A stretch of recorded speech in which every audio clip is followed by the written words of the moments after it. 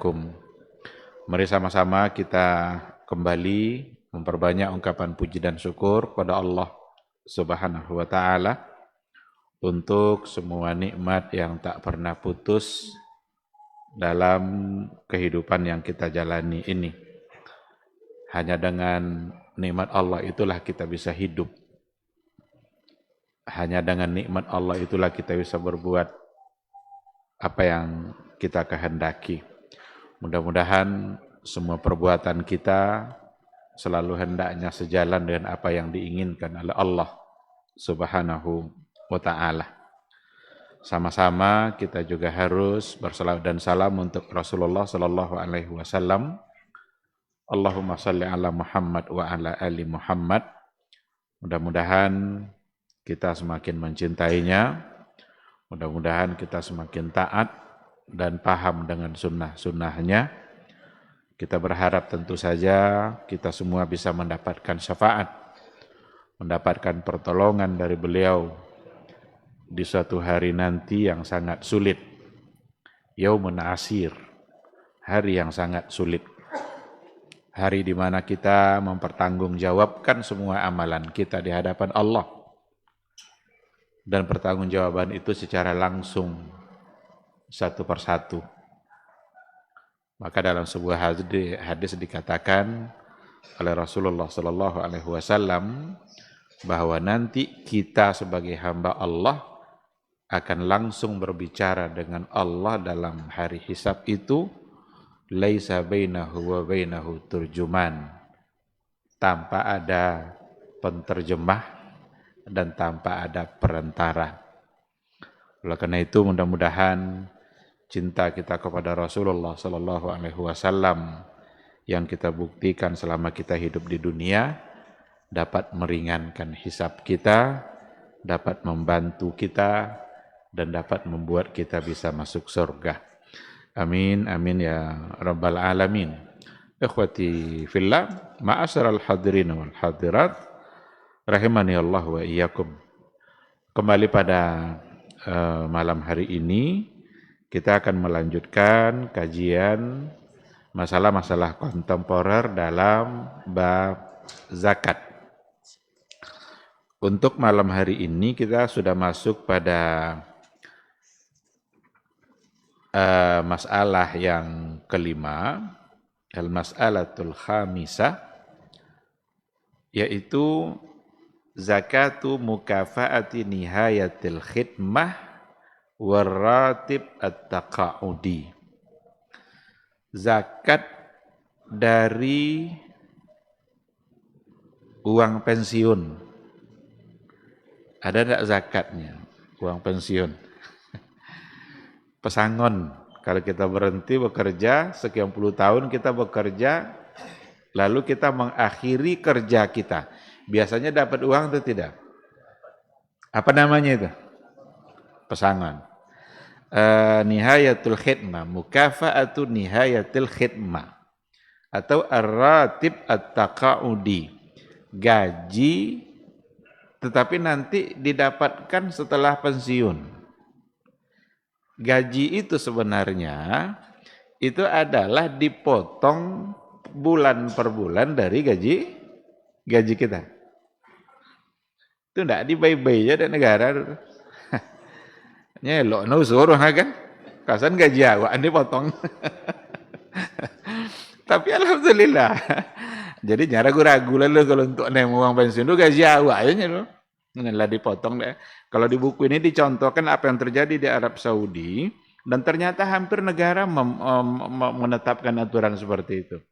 Kalau di Arab Saudi itu biasanya dipotong 9% dari gaji dia setiap bulan. Sampai nanti di akhir masa dia bekerja, dia mengakhiri pekerjaannya itu dia pensiun, kemudian untuk diberikan apa yang kemarin dipotong. Ada yang diberikan secara sekaligus semuanya, atau diberikan pula bulan per bulan walaupun dia sudah tidak bekerja, tapi kemudian diberikan kembali apa yang telah dulu dipotong. Yang jadi masalah adalah ketika ada persentase pemotongan dari gaji kita, bukankah itu uang kita sebenarnya? Itu uang kita. Bertambah, cuma belum ada di tangan kita. Pertanyaannya, apakah uang yang dipotong sebagai uang pensiun tadi itu akan masuk dalam hitungan uang yang kita miliki untuk kemudian dikeluarkan zakatnya atau tidak? Kalau kita kembali kepada yang kita bahas pada pertemuan yang sebelumnya, zakat gaji itu sendiri terlepas dari adanya perda atau tidak perda, kita tidak bicara perda, kita bicara dalam perspektif fikih yang dibahas oleh para ulama, oleh para fuqaha. Di mana zakat gaji yang kita terima bulan per bulan itu sendiri tidak ada keharusan untuk membayar gaji dalam artian dianalogikan kepada pertanian. Tetapi seandainya kita mendapatkan gaji bulan per bulan, lalu kemudian ada ternyata uang haul yang sudah sampai 1 tahun umpamanya di rekening, maka gaji yang didapat tadi akan dimasukkan dalam hitungan uang yang tadi itu untuk dikeluarkan zakatnya. Jadi bukan berarti khusus dari gaji dalam artian pertanian. Karena itu yang biasa ingin digiring dan ingin diterapkan. Seolah-olah orang yang datang bekerja ke kantor itu sama dengan petani yang datang ke kebunnya. Datang setiap hari, siram, pupuk. Yang ke kantor ini juga menyiram, memupuk dia. Pada akhir bulan nanti dia atau di awal bulan dia akan menerima. Nah, jadi tidak ada untuk khusus gaji seperti itu. Tetapi dia akan masuk dalam hitungan uang yang lain digabungkan ketika memang ada uang yang sudah sampai haul, maka digabungkanlah apa yang dia dapatkan dari gajinya tadi. Hanya saja, apa yang tadi masuk dalam uang yang dipotong dalam persentase tadi, apakah itu akan dihitung sebagai zakat yang harus dikeluarkan atau tidak? Atau ketika mendapatkan uang pesangon, umpamanya dapat 50 juta atau 100 juta, sekali terima, apakah ada zakatnya pada saat dia menerima itu atau tidak? Maka di sini dikatakan la tajibu zakatu fi hazil istihqaqat tilata muddatal khidmah. Jadi apa yang dipotong tadi itu, persentase yang dipotong tadi itu lalu disimpan oleh sebuah institusi atau oleh negara, itu la tajibuz zakatu. Tidak ada kewajiban zakat pada uang yang seperti itu. Kenapa? Li'adami tahakkukil milkit tam. Karena apa yang ada tadi itu belum dapat disebut sebagai milkun tam, sebagai milik sempurna. Walaupun uang dia, tapi belum milik dia sepenuhnya. Kenapa dikatakan belum sepenuhnya? Li'annal muwazzaf la yastati'u an yahsula ala hadhil mabaligh al-mustahaqqa lahu, karena seorang pekerja, seorang pegawai, selama dia bekerja itu la yastati'u an yahsula ala hadhil mabaligh, dia tidak kuasa untuk mengambil dan memiliki harta itu. Itu bukti bahwa uang itu atau harta itu belum menjadi milik dia secara sempurna. Mau diminta pun tidak bisa. Karena baru diberikan nanti setelah pensiun. Nah, dikarenakan oleh tidak milkun tam, maka berarti itu dianggap belum cukup syarat kewajiban zakatnya. Oleh karena itu, dia tidak mesti menghitung persentase yang tadi itu, dia hanya menghitung apa yang ada di tangan dia, uang yang ada di tangan dia, yang sudah menjadi milik sempurna, itu baru digabungkan kepada uang yang lain seandainya ada di rekeningnya, uang-uang yang memang harus dibayarkan zakat ketika sampai haul dan sampai nisabnya. Eh, keputusan itu atau pendapat itu yang menjadi keputusan dari Majma' Al-Fiqhil Islami. Ada Akademi Fikih Islam Internasional, mereka selalu melakukan pertemuan-pertemuan ilmiah membahas berbagai macam masalah-masalah kontemporer yang terjadi di kehidupan umat Islam, dimanapun terjadi. Jadi ada pertemuan mereka, pertemuan tahunannya itu. Maka dalam pertemuan mereka yang ke-16, itu bekhususi zakati mukafaati nihayatil khidmah. Khusus mereka berbicara tentang persoalan zakat pesangon atau zakat uang pensiun itu. Memang itu yang mereka bahas. Itu hasil dari pertemuan mereka itu sudah dikumpulkan, itu ada majalahnya, itu ada jurnalnya, dan sudah banyak sekali berbagai macam masalah kontemporer, baik masalah ekonomi, masalah kedokteran, kesehatan, masalah teknologi, itu semua mereka sudah bahas. Termasuk salah satunya ada pada zakat mukafaat nihayatil khidmah, zakat uang pensiun atau zakat gaji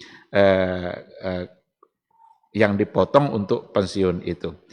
Maka dari apa yang mereka diskusikan itu dapat disimpulkan seperti yang tadi dikatakan, la tajibu zakatuha. Itu keputusan mereka. La tajibu zakatuha. Tidak ada kewajiban zakat pada uang pesangon atau pada uang gaji pensiunan itu. Alasannya sama tentu saja. Li'adami tahaqqukil milkit tam. Karena belum menjadi milik sempurna bagi seseorang uang yang tadi itu. Bukti belum milik sempurna itu, dia tidak akan bisa mendapatkannya kecuali nanti setelah dia pensiun. Bagaimana dengan uang pesangon yang dapat sekaligus ketika pensiun itu? Umpamanya dapat dia 100 juta. Apakah langsung dibayarkan zakatnya? Kalau dia zakatnya zakat uang, tentu saja ada aturan main yang diatur oleh agama. Tidak berarti ketika mendapatkan itu langsung ada zakatnya, tetapi seandainya umpamanya bulan ini pensiun dia, dapat uang pesangon 100 juta. Tetapi di rekeningnya ada uang 100 juta yang lain yang akan dia bayarkan zakatnya, karena bulan depan akan haulnya sempurna. Haulnya akan sempurna bulan depan. Maka yang dapat sekarang ini mesti digabungkan kepada yang sudah ada. Kalau yang di rekening yang ada 100 juta, berarti uang pesangonnya ada 100 juta, berarti dia hitung nanti 200 juta untuk kemudian dikeluarkan 2,5%.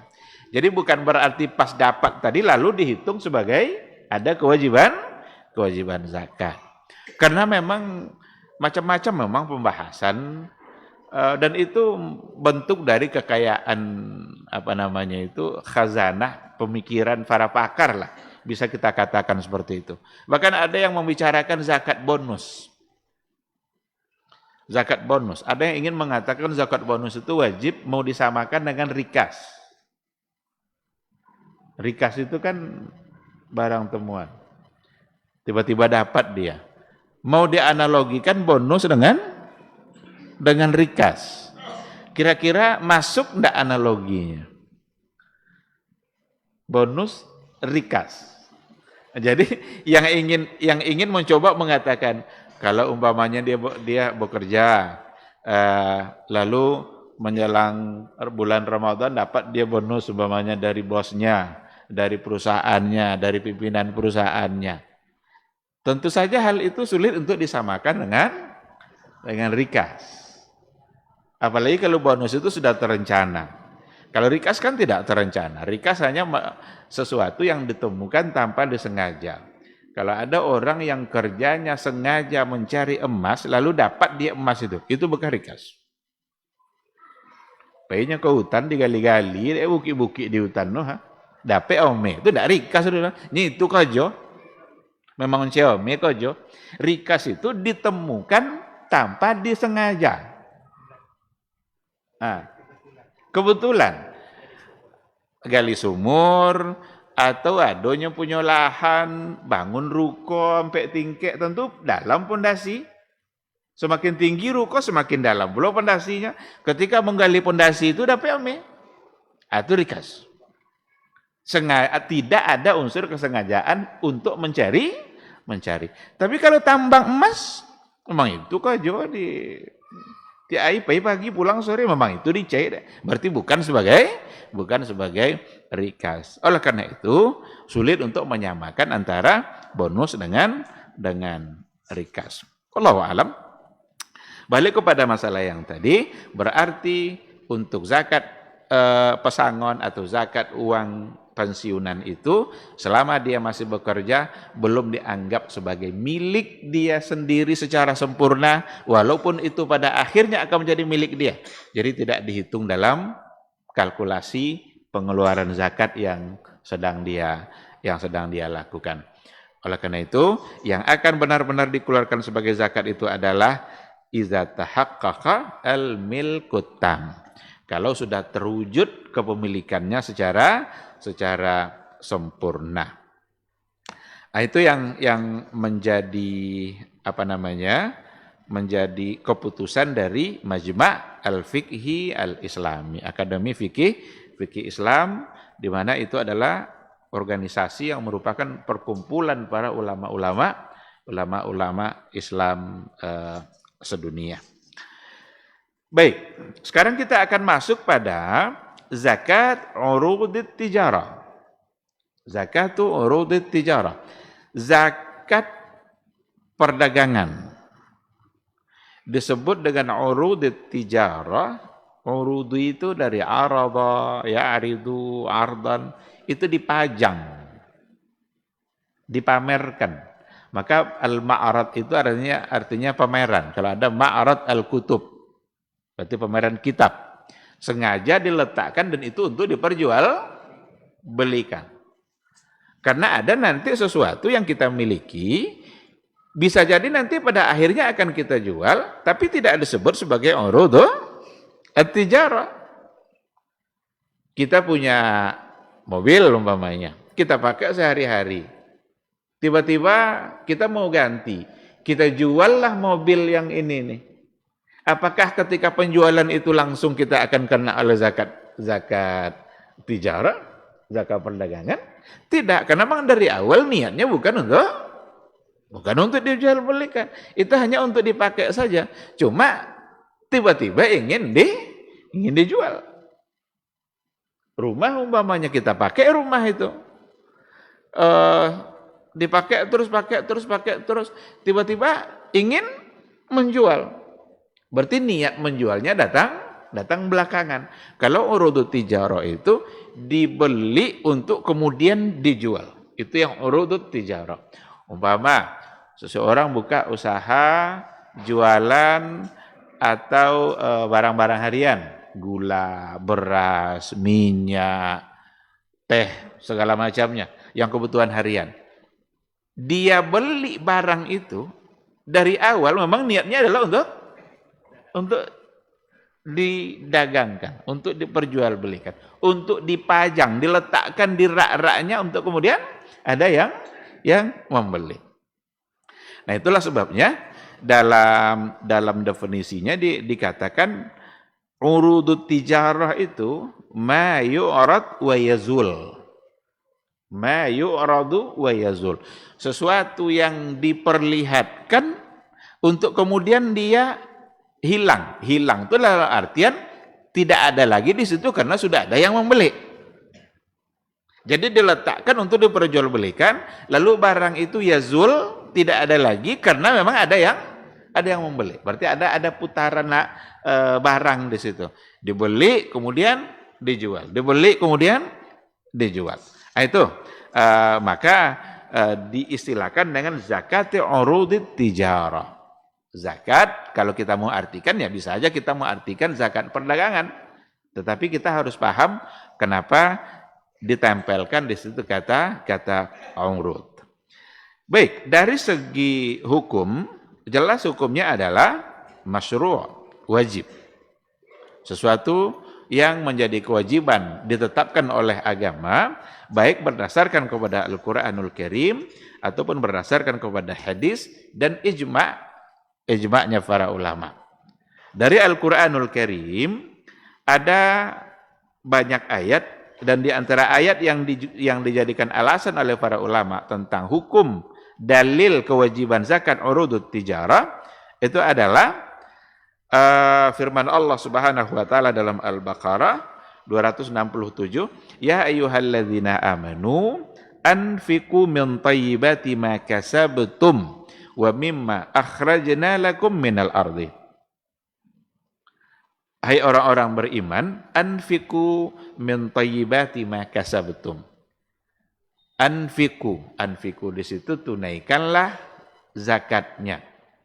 Ma kasabtum min thayyibati ma kasabtum, dari usaha-usaha baik yang kamu lakukan. Berarti tijarah adalah bagian dari usaha. Ayat ini memang bersifat umum, karena dalam ayat ini masuk nanti semua bentuk usaha yang kita lakukan yang mendatangkan hasil, dan usaha itu adalah baik. Di sini juga perlu kita pahami ketika dikatakan min thayyibati ma kasabtum. Kata thayyibat itu kan artinya kan adalah yang baik. Bagaimana kalau usahanya tidak baik? Maka ada pertanyaan, apakah uang hasil korupsi wajib dizakatkan? Apakah akan menjadi bersih sisanya itu ketika zakat sudah dikeluarkan? Nah, jadi korupsi banyak-banyak, nanti biar bersih dia keluarkan zakatnya. Enggak akan bersih juga dia. Karena asalnya saja sudah kotor. Sehingga dikatakan min thayyibati ma kasabtum. Thayyibat berarti dari yang baik, yang dari hasil usaha kita. Hanya yang baik saja. Karena innallaha thayyibun wa la yaqbalu illa thayyibah. Allah itu baik dan tidak menerima kecuali yang baik-baik saja. Qala At-Tabari fi Jami' al-Bayan. Kata Imam At-Tabari dalam kitab tafsirnya Jami' al-Bayan, arti dari ayat tadi adalah zakku min tayyibi au min tibi ma kasabtum bi tasarrufikum. Bayarkanlah zakatnya dari usaha-usaha yang baik yang kalian lakukan, bitasarrufikum, dengan tindakan dan kerja kalian. Imma bitijarah, mungkin dengan cara tijarah, perdagangan. Imma bisina'ah, atau dengan cara memproduksi sesuatu. Berarti berbeda dengan tijarah. Sina'ah minaz zahabi wal fiddah, dari emas dan perak. Itu artinya oleh Imam At-Tabari. Wa ruwiya min iddati turuq an Mujahid fi qawlihi min thayyibati ma kasabtum. Ada banyak riwayat yang datang dalam persoalan ini seperti yang datang dari Mujahid. Imam Mujahid itu adalah murid utamanya Ibnu Abbas. Jadi Mujahid itu pernah mengatakan, saya menyampaikan atau mendapatkan tafsir semua ayat Al-Quran itu dari Ibnu Abbas satu persatu. Jadi sabui ayat cek donganlah apa tafsir. Sabui ayat kedua ada apa? Adanya ilmu dari Ibnu Abbas sampai akhir ayat. Maka Mujahid itu adalah seorang mufassir besar dan dia adalah murid langsung dari Ibnu Abbas. Tidak ada kitab tafsir yang muktabar kecuali di dalamnya menyebutkan pendapat-pendapat dari Mujahid. Nah, ada satu riwayat yang datang dari beliau dalam memaknai min thayyibati ma kasabtum, dari yang baik dari yang kalian usahakan. Qala minat tijarah. Ia berkata bahwa makna dari makasabtum itu adalah minat tijarah, dari hasil perdagangan. Begitu juga dari yang diungkapkan oleh Al-Jassas. Jassas itu salah seorang ulama dalam mazhab Hanafi. Dia punya kitab tafsir Ahkamil Quran, tafsir fikhi. Dia mengatakan ruwiya an jama'atin minas salaf, diriwayatkan dari sekelompok ulama salaf fi qoulihi ta'ala anfiqu min thayyibati ma kasabtum, tentang makna dari ayat zakatkanlah yang baik-baik dari apa yang kamu usahakan. Annahu minat tijarat, sesungguhnya yang dimaksud oleh ayat itu diantaranya adalah at-tijarat, perniagaan atau perdagangan. Begitu juga yang dikatakan oleh Al-Hasan dan Mujahid seperti yang tadi itu. Jadi ini ayat. Ada lagi yang dijadikan sebagai alasan, khudz min amwalihim sadaqatan tutahhiruhum wa tuzakkihim biha. Ini ayat juga bersifat sangat umum sekali. Tetapi ketika dikatakan khudz min amwalihim sadaqatan, ambillah dari harta-harta kalian itu sedekahnya. Maka dari kata harta-harta kalian itu masuklah di dalamnya urudut tijarah. Wa urudut tijarah min jumlatil amwalin namiyah allati yamlikuhal insan. Harta-harta yang dihasilkan dari perdagangan itu adalah bagian dari harta-harta berkembang yang masuk pada kewajiban zakat yang diperintahkan oleh Allah dalam ayat di atas. Ini dari ayat Al-Quran. Dari hadis Nabi, ada sebuah riwayat dalam Sunan Abi Daud. Cuma untuk riwayat ini sanadnya agak sedikit dipersoalkan. Cuma maknanya sama dengan riwayat-riwayat yang lain.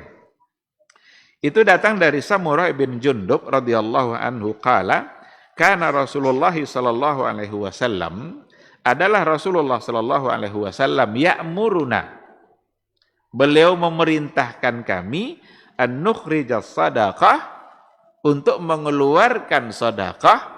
Sedekah di sini artinya adalah zakat. Karena banyak kata sedekah dalam Al-Qur'an dan hadis artinya adalah zakat. Dalam ayat tadi juga pakai kata sedekah itu, khuz min amwalihim sadaqatan. Padahal maksudnya adalah zakat, karena wajib. Sedekah kalau untuk hukum wajib berarti zakat maksudnya. An-nukhrijas sadaqah, Rasul memerintahkan kami untuk mengeluarkan zakat mimma nu'idduhu lil bai', dari apa-apa yang kami persiapkan untuk diperjualbelikan. Berarti maksudnya adalah tijarah.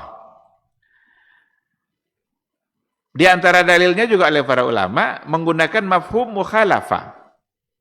Mafhum mukhalafah itu satu istilah dalam ilmu usul fikih. Karena ada mafhum muwafaqah, ada mafhum mukhalafah. Mafhum mukhalafah itu adalah mengambil paham kebalikannya.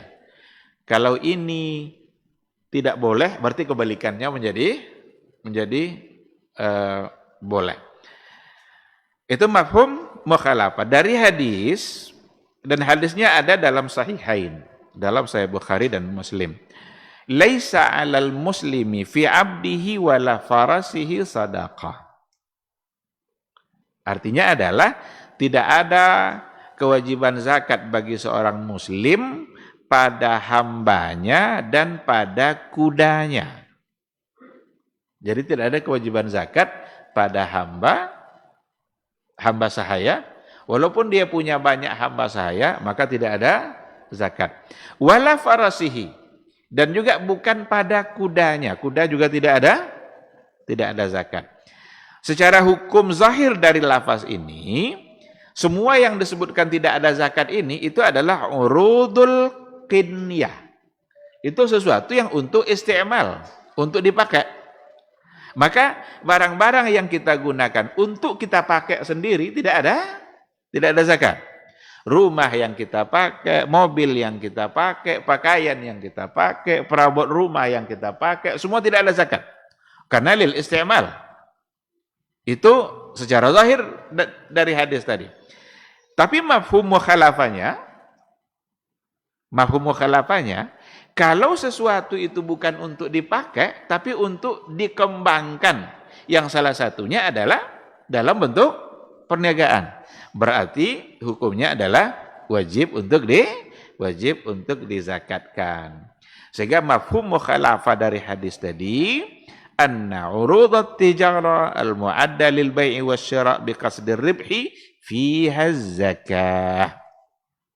Kenapa yang lil isti'mal untuk dipakai tadi tidak ada zakat? Karena dia tidak mendapatkan keuntungan darinya. Dan mafhum mukhalafannya adalah sesuatu yang disediakan untuk diperjualbelikan, yang tentu saja biqasdir ribhi. Tujuannya adalah untuk mendapatkan keuntungan. Fiha zakat. Berarti di dalamnya ada zakat.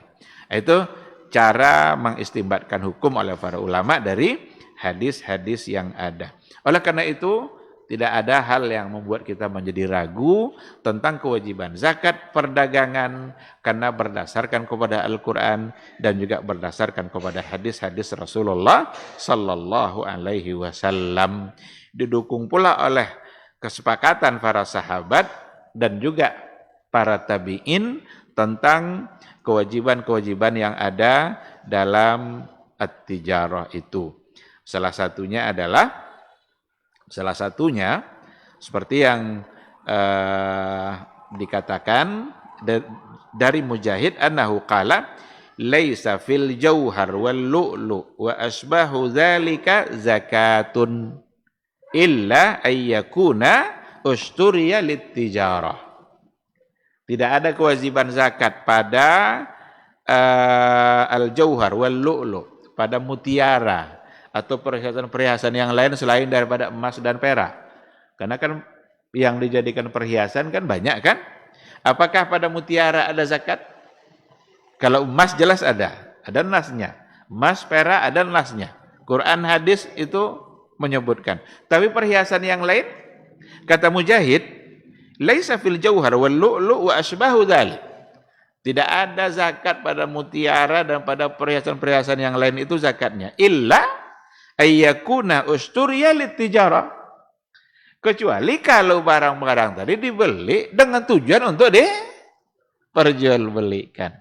Berarti bukan karena mutiaranya, tapi karena dia diperjualbelikan.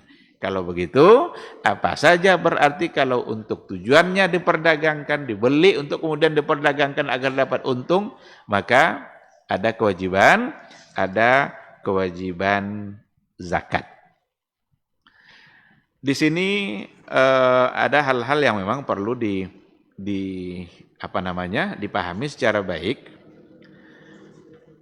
Umpamanya, seandainya ada orang memiliki kambing, tapi kambing itu untuk diperdagangkan. Dia hitungannya zakat perdagangan atau zakat kambing? Dia kambing nih, kan kalau dalam ketentuan fikih itu, barang siapa yang memiliki 30 ekor kambing sampai haulnya, sampai nisab sampai haul, maka ia mengeluarkan zakatnya 1.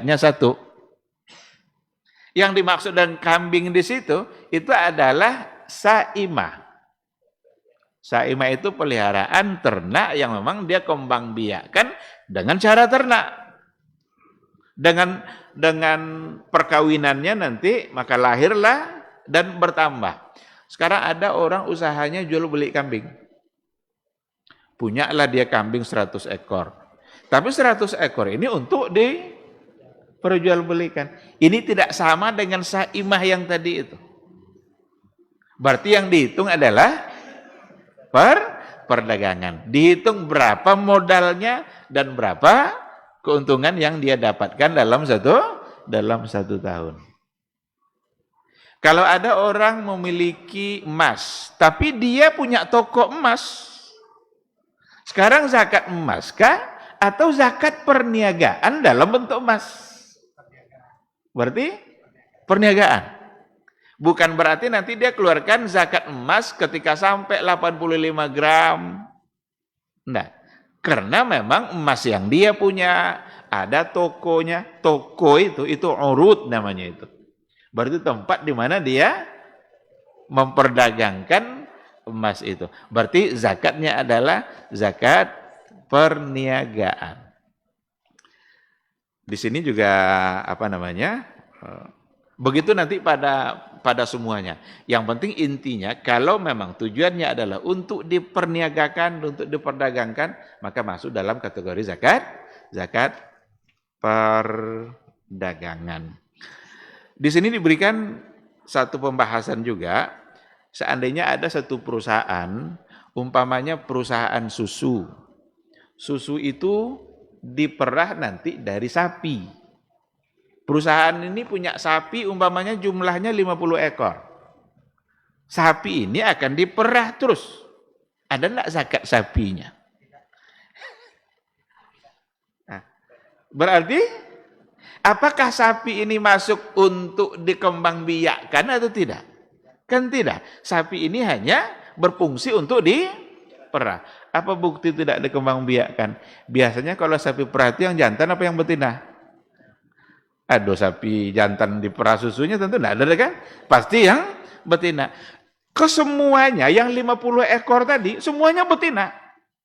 Karena ingin diambil dari sapi itu susunya. Itu bukti bahwa dia tidak kembang biak kan? Karena kalau kembang biak pasti ada jantannya. Tidak mungkin tidak ada jantan. Maka kepemilikan seperti itu untuk sapinya berarti tidak ada zakatnya karena bukan sebagai saimah.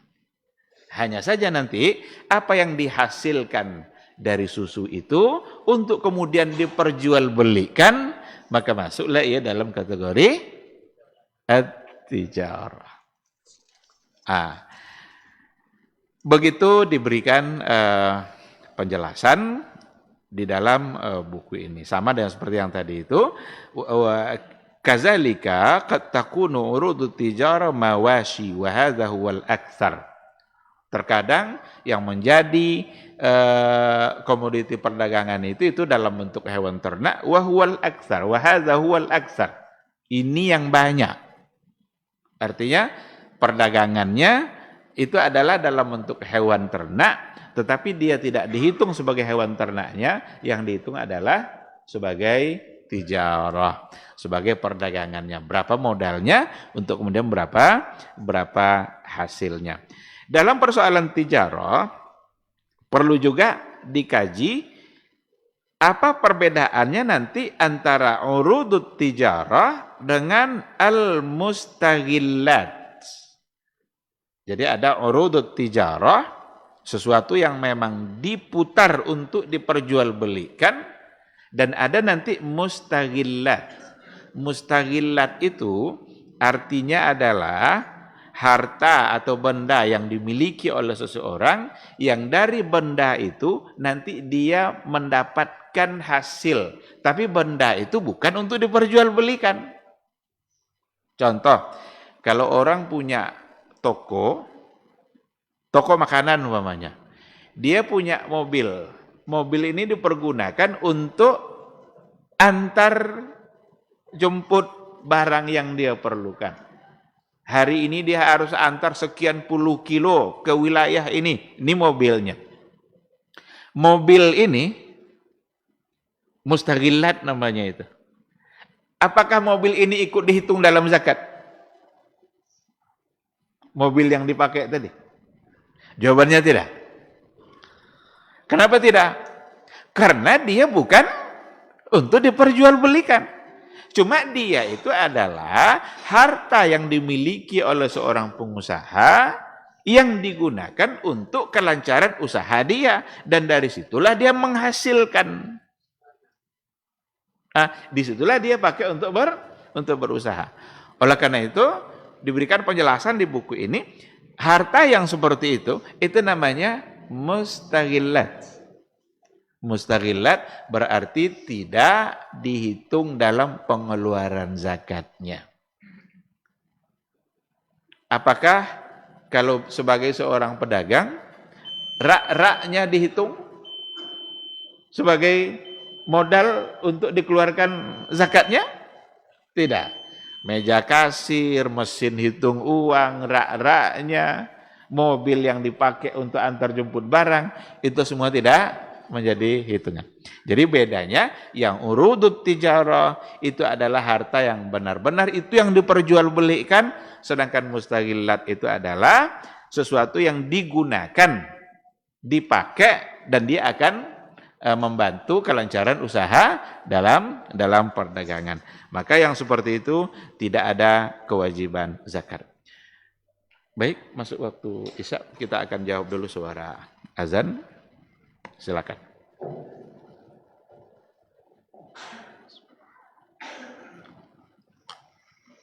Allahu Akbar, Allahu Akbar. Allahu Akbar, Allahu Akbar. Asyhadu an la ilaha illallah.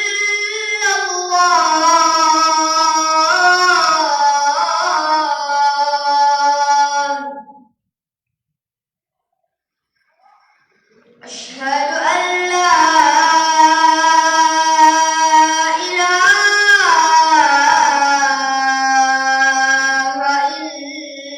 illallah.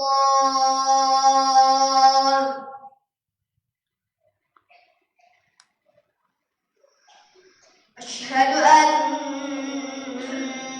Muhammadar Rasulullah.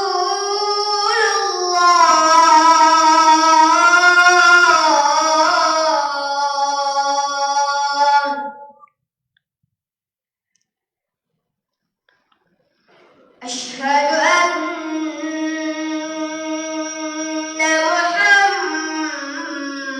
Muhammadar Rasulullah.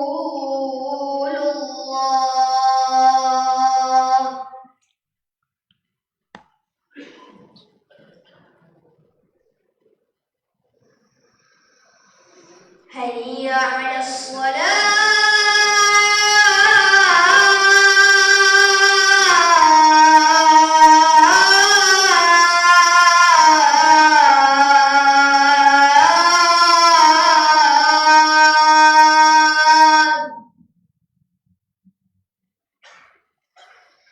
Hayya 'alas shalah.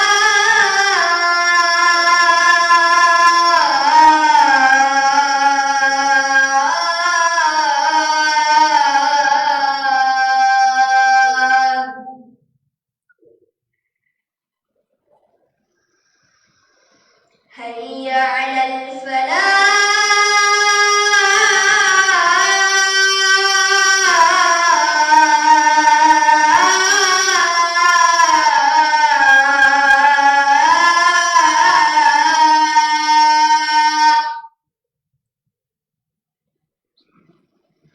Hayya 'alal falah.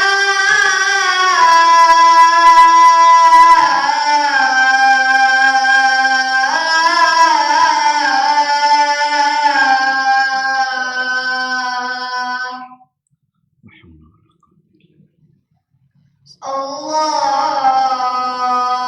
Akbar, Allahu Akbar. La ilaha illallah.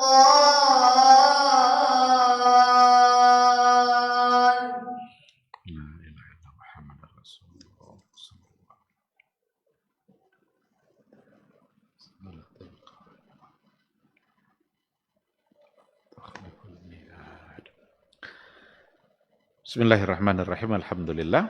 Wassalatu wassalamu ala Rasulillah wa ala alihi wa sahbihi wa mawala. Kembali kita kepada perbedaan antara urudut tijarah dengan al-mustaghillat. Tadi sudah kita katakan yang urudut tijarah itu adalah al-amwalul lati usturiyat biniyatil mutajarati biha. Semua harta yang dibeli dengan niat untuk kemudian diperjualbelikan lagi, diperdagangkan. Wa ammal mustaghillat, Adapun yang disebut dan mustaghillat adalah al-amwalul lati yuhtafazu bi'ayaniha. Harta-harta yang disimpan, dijaga, dipelihara ainnya, bendanya, wa yustafadu min gullatiha wa intajiha. Tetapi yang diambil faidah itu nanti adalah dari apa yang dihasilkan dari barang itu, dari benda itu. Bukan bendanya itu yang diperjualbelikan, karena itu menjadi milik dia dan itu akan digunakan terus. Tetapi apa yang dihasilkan, maka zakatnya tidak ada pada benda yang yuhtafaz tadi, yang dipelihara tadi, yang dijaga tadi. Zakat nanti dihitung dari apa yang dihasilkan. Maka dikatakan di sini kullu hazihil adawat laysat min urudit tijarah. Kullu hazihil adawat, semua barang-barang yang seperti tadi itu, benda-benda dan alat-alat seperti yang tadi itu, laysat min urudit tijarah. Itu bukanlah sesuatu yang untuk diperjualbelikan, fala zakata fiha. Maka tidak ada zakat padanya.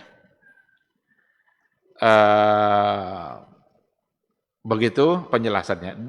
Dengan demikian, maka kalau kita bicara dalam bentuk usaha atau yang dalam bahasa Arab disebut dengan syarikat, dia menjadi 3 macam. Ada 3 jenis. Yang pertama, syarikat tijariyah. Perusahaan atau usaha yang memang dalam bentuk tijariyah, komersial, perdagangan. Wa hiya allati yakunu gharaduhal mutajara bi'urudut tijarah. Yang mana itu tujuannya benar-benar adalah untuk diperjualbelikan satu benda seperti syarikatul mawad al-ghidhaiyah. Perusahaan di bidang al-mawad al-ghidhaiyah. Bahan-bahan makanan. Kebutuhan pokok makanan kita. Maka itu disebut sebagai syarikat tijariyah. Tapi ada nanti syarikat sinaiyah, ladaiha masana'. Seperti pabrik-pabrik dalam memproduksi sesuatu. Itu perusahaan. Tapi perusahaannya tidak dalam bentuk perdagangan secara langsung. Dia punya perusahaan pabrik yang memproduksi sesuatu. Fahazihil masane', maka pabrik-pabrik tersebut laisa fiha zakah. Tidak ada zakatnya. Wa innamaz zakatu fi intajiha minas sina'at. Yang dihitung zakatnya nanti bukan dari pabriknya itu, tetapi az-zakatu fi intajiha minas sina'at. Dari apa yang dihasilkan. Semua alat yang berkaitan dengan pabrik tadi itu, maka tidak ada zakatnya. Pabrik, perusahaan buat sepatu umpamanya, tentu ada alatnya, macam-macam itu alatnya. Alat tadi itu tidak ada zakatnya. Tapi nanti sepatunya itu yang sudah diperjualbelikan itu yang zakat. Yang ketiga, ada lagi syarikat khadamat. Perusahaan bukan menawarkan barang tapi menawarkan jasa. Ada satu perusahaan dia menawarkan jasa. Contoh travel yang jual beli tiket. Travel itu kan jasa itu. Jasa penerbangan. Apa yang ada pada travelnya itu tidak ada dihitung sebagai zakat. Tetapi apa yang dihasilkan dari semua bentuk uang yang dihasilkan dari penjualan yang tadi itu, maka itu akan dikeluarkan padanya zakat. Di sini ada beberapa contoh seperti syarikah an-naqlul jama'i. Perusahaan yang bergerak di bidang transportasi. Bidang transportasi, umpamanya taksi. Apakah dari taksi-taksi itu akan ada nanti zakatnya? Tidak. Tapi apa yang dihasilkan dari transportasi maka itu yang akan dikeluarkan zakatnya. Ada lagi syarikatul barid, perusahaan pos antar surat, antar barang dan juga antar surat. Maka dikatakan fakullus sayyarat allati fin naqal hadhihi laysat fiha zakah. Semua mobil-mobil yang tadi digunakan sebagai alat transportasi itu laysat fiha zakah, itu tidak ada zakatnya, li'annaha ghairu mu'adda lil bai'. Karena transportasi tadi mobil-mobil tadi bukan untuk diperjualbelikan. Bahkan dikatakan hatta wa in bi'at falaysat fiha zakah. Meskipun nanti satu ketika tiba-tiba dijual mobil itu, maka falaysa fiha zakah, bukan artinya tidak juga ada padanya zakat, li'annaha lam tamtalik aslan biqasdil mutajarah, karena tujuan asal untuk memilikinya bukanlah untuk diperjualbelikan. Nah, begitu pembahasannya.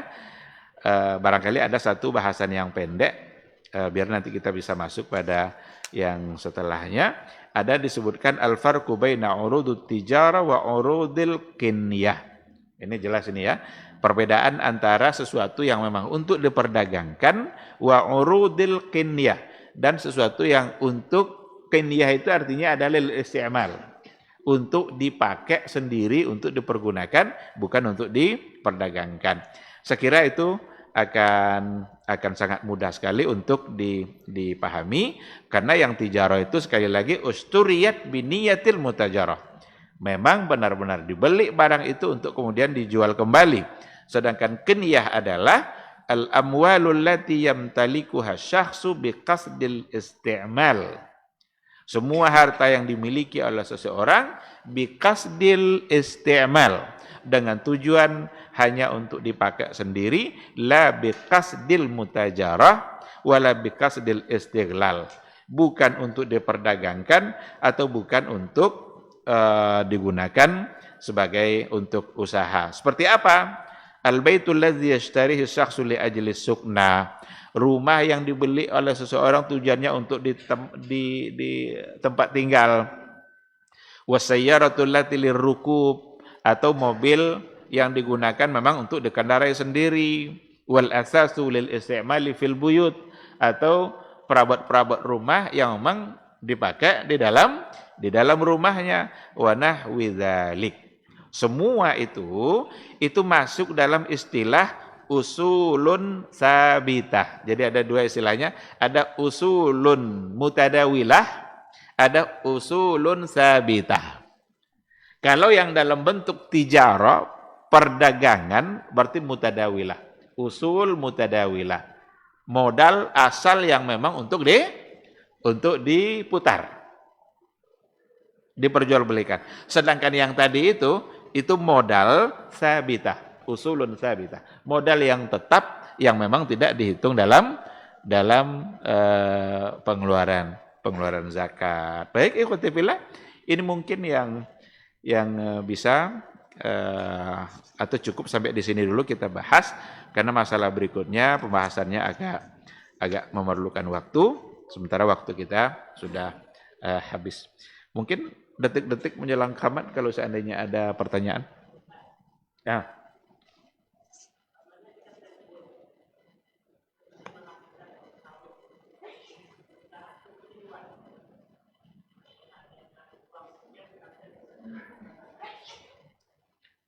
Kebun tadi dijual.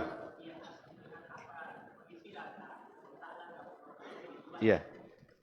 Terus? Iya.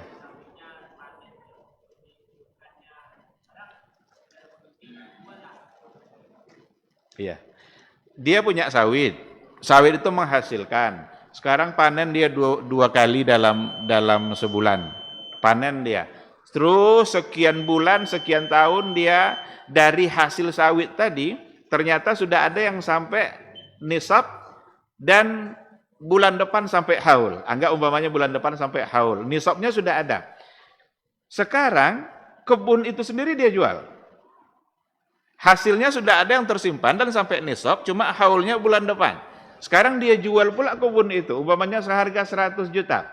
Berarti uang yang 100 juta ini digabungkan kepada hasil yang ada, bulan depan dia keluarkan juga zakatnya. Berarti menjadi uang zakat uang, karena uang yang dia uang yang dia dapatkan dari penjualan kebun tadi akan dihitung sebagai harta yang memang sudah milkun tam, menjadi milik dia. Seandainya dia punya kebun itu berdua, berarti bagi dulu uang tadi itu. Tapi kalau memang dia sendiri, berarti itu milik sempurna, milik dia. Maka uang yang dia dapat itu digabungkan nanti kepada uang yang sebentar lagi akan sampai haul, untuk kemudian dikeluarkan zakatnya. Wallahu a'lam. Ya? Ini banyak akan dijual soal. Ancang-ancang.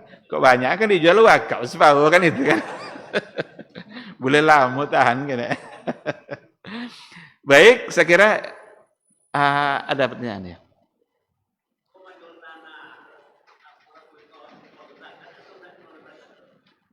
Kalau menjual tanah tiba-tiba berarti menjadi zakat uang, digabungkan kepada uang yang telah ada.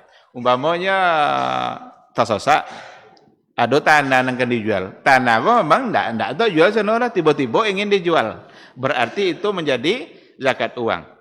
Tapi kalau seandainya dia punya kaplingan tanah, ada tanah 1 hektar di kapling-kapling. 10 kali 5 boleh, 10 kali 5 boleh, sekapling ago 25 juta. Dijual berarti zakat perdagangan. Karena memang satu kapling itu urudut tijarah, sudah dipersiapkan memang untuk diperjualbelikan. Jadi berbeda antara yang memang sengaja untuk diperjualbelikan dengan yang tiba-tiba ada keinginan untuk menjual. Wallahu subhanahu wa ta'ala alam.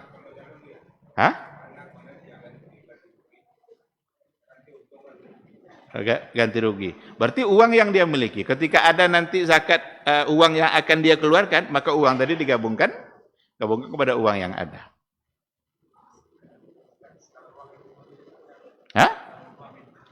Tidak ada yang lain dah. Kalau nanti sampai haul dan nisabnya, sampai haulnya, berarti dia keluarkan zakat. Tapi tidak berarti dia langsung saat dapat dikeluarkan. Wallahu a'lam. Apa lain pandang? Ugi mana tanah ada batang? Ini kayak ganti ruginya namun tak ganti untung lah kan. Kok nyose wono kan ni dapatnya kan. Baik, terima kasih. Sampai di sini kajian kita. Insyaallah kita sambung pada pertemuan berikutnya. Subhanakallahumma wa bihamdika asyhadu an la ilaha illa anta astaghfiruka wa atubu ilaik. Assalamualaikum warahmatullahi wabarakatuh.